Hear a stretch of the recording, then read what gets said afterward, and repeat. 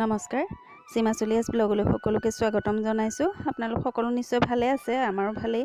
আৰু এয়া দেখিছে আমাৰ ঘৰত এয়া অকণমান এয়া সকামৰ আয়োজন কৰা হৈছে, মানে আই সবাহৰ আয়োজন কৰা হৈছে। আজি মানে দেহাৰ অকণমান আই দেখা দিছে, সেইকাৰণে ওচৰৰে খুৰী বৰমা কেইগৰাকীক মাতি পেলাই এয়া নিয়ম অকণ কৰা হৈছে।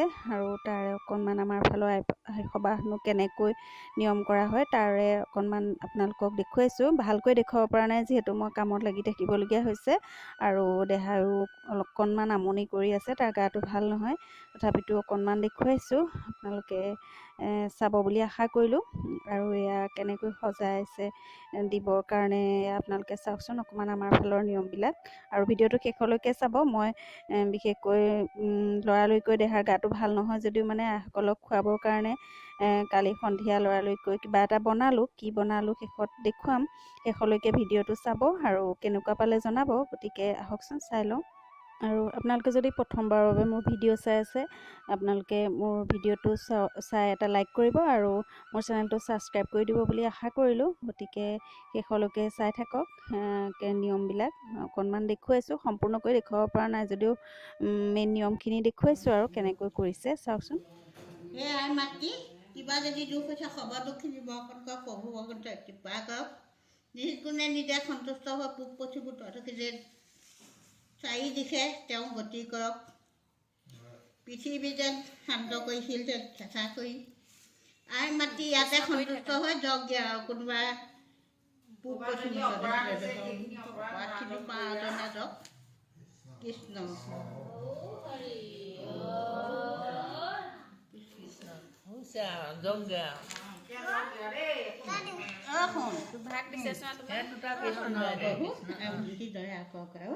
কিবা যদি দুখ কৰি থওঁ অপদুখী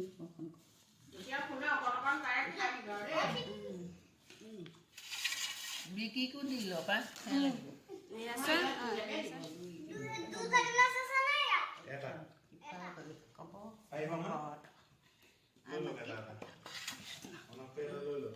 হ'ব এতিয়া খুৰীয়ে ইহঁতকো দি দিয়ক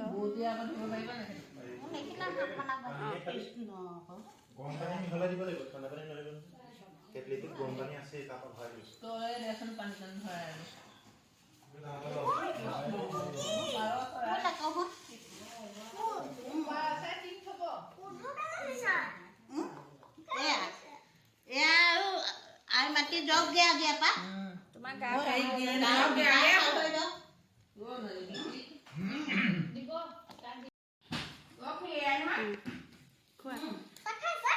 খাইছা বিশাল খা।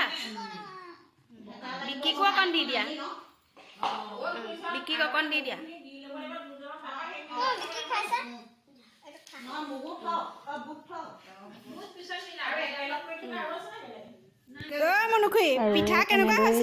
নিয়মটো কৰি দিয়া হ'ল আৰু দেহাৰ হৈ পেলাই।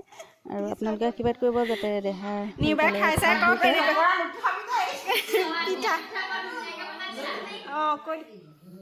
ভাপত দিয়া পিঠা, চেৱাত দিয়া পিঠা, ৰঙা চাহ, এবাৰ গাখীৰ চাহ খালোঁ। মুনুখে খা নকলে ভাল নালাগে নহয়। মুনুখে খাওক।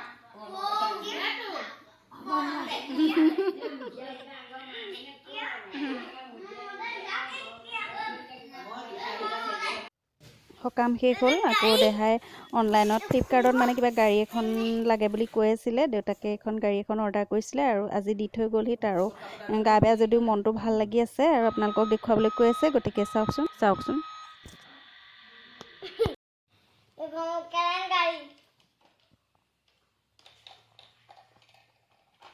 ফ্লিপকাৰ্টৰ গাড়ীবিলাক দাম লয়, কিন্তু বহুত ভাল হয় বস্তুটো, আৰু ডিজাইনো বহুত ধুনীয়া। এখন কিবা ক্ৰেন গাড়ী বুলি কৈছে সি, ক্ৰেন গাড়ী লাগে কৈ আছিলে। এতিয়া এয়া খুব পাই পেলাই ফূৰ্তি তাৰ।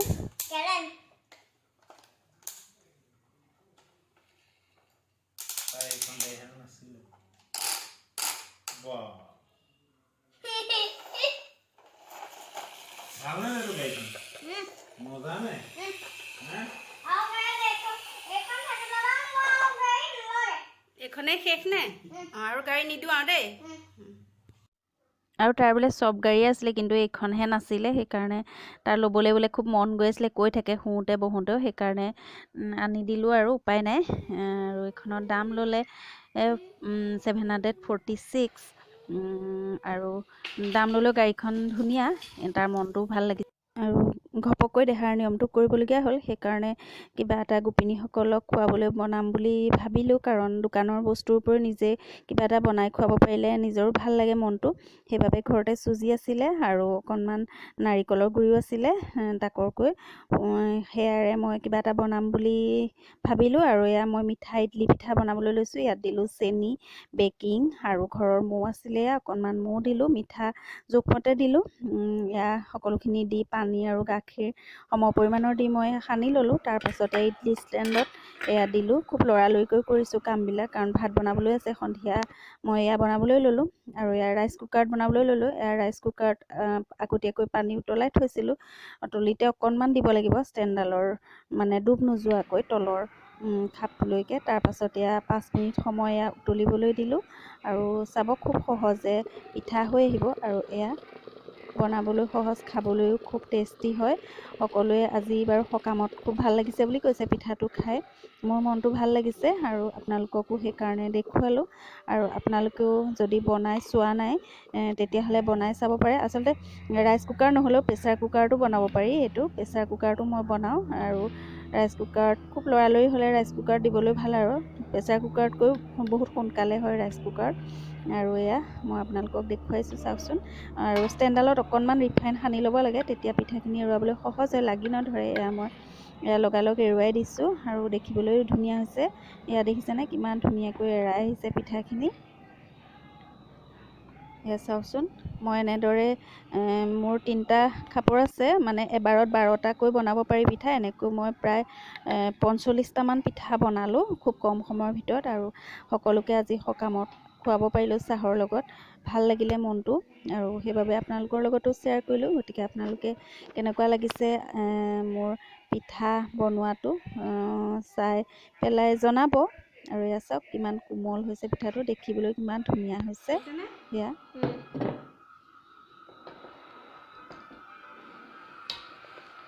আৰু ইডলি ষ্টেণ্ডত আচলতে প্ৰেছাৰ কুকাৰ বা ৰাইচ কুকাৰ বুলি নহয়, ডাঙৰ চচ থাকিলে তাতো বনাব পাৰি। মই তেনেকৈও বনাওঁ, মই মাজে মাজে বনাই থাকোঁ, কিন্তু আপোনালোকৰ লগত শ্বেয়াৰ কৰিবলৈ সময় পোৱা নাছিলোঁ। সেইবাবে আজি আপোনালোকক দেখুৱালোঁ অকণমান।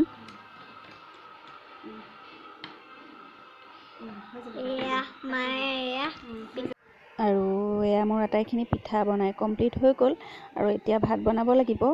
গতিকে লৰালৰিকৈ সামৰিছোঁ। পিঠা কোনপাইখিনি বহি আছে, পিঠা কেনেকুৱা হ'ল শুন? য়ামি নে? আৰু নোখোৱা নহয়, কাইলৈ খাবা আকৌ দেই। হ'ব, যোৱা তুমি যোৱা। ডালিমটোকে খোৱা, এয়া ডালিম।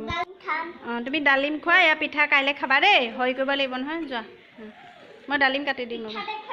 এয়া পিঠা দেখুৱালোঁ। দেহাক আচলতে টিভি চাবলৈ দি পেলাই মই এইটো কাম কৰি আছিলোঁ, আৰু তাৰ খুব ষ্ট্ৰবেৰী খাবলৈ মন গ'ল বোলে। এনেকুৱা গাত বোলে আই দেখা দিলে যিকোনো বস্তু খাবলৈ মন গ'লে আনি দিব লাগে। তাৰ ষ্ট্ৰবেৰী খাবলৈ মন গ'ল, সেইবাবে দেউতাক ডিউটিৰ পৰা আহোঁতে তালৈ ষ্ট্ৰবেৰী লৈ আহিছে, আৰু সিও এয়া ষ্ট্ৰবেৰী খাইছে। আৰু মই ভিডিঅ'টো আজিলৈ ইমানতে সামৰণি মাৰিলোঁ।